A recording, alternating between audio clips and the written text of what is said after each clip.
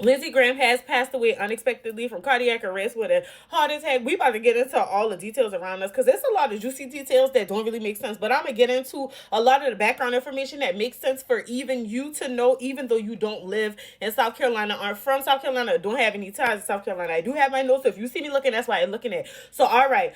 Ultimately, when it comes to Lindsey Graham, what will happen is Governor McMaster, the governor of South Carolina, will then be able to appoint someone to fill that role up through January, which is his regular term. There will have to be another special election held because he did win the he was the winner of the Republican primary to be an option on the ballot. So now they have to do that, and they have to do that swiftly.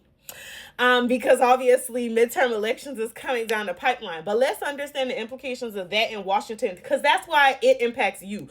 In Lindsey Graham and Mitch McConnell's current absence, there's a lot of legislation that might not be able to move the way the Republicans desired, and they are ultimately panicking right now.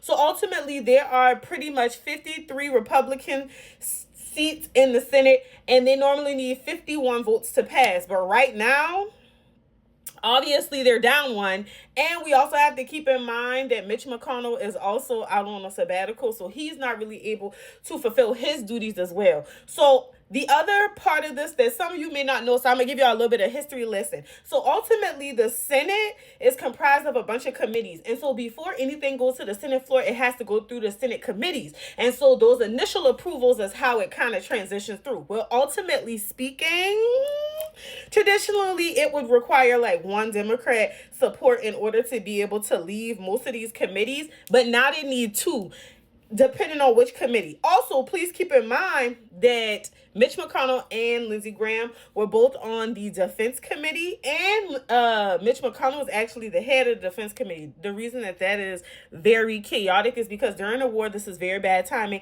and this is where a lot of missile defense and all these other expenses in relation to war have kind of been approved. So let's keep that in mind. And then let's also keep in mind that Mitch McConnell's wife went to China right after he takes sick out there. I don't know. Do with that what you will. Now, the other issue is, even if Mitch McConnell's health is like at a point where it's so debilitating that he cannot return, the governor of his state cannot just appoint someone. There has to be a special election. This is where it gets very tricky because there is speculation that allegedly they are withholding the truth of his health circumstances because there is a certain cutoff date, and once they get past that date, they cannot hold the special election. And so then they just have to do away with it. They don't want to run the risk of that Democrat popping in there. I'm telling you what I know. So in addition to that, we also have to understand that Lindsey Graham was a part of the Judiciary Committee, and that is the committee that had a lot to do with Todd Branch's nomination. And so that is supposed to be happening this week. Okay.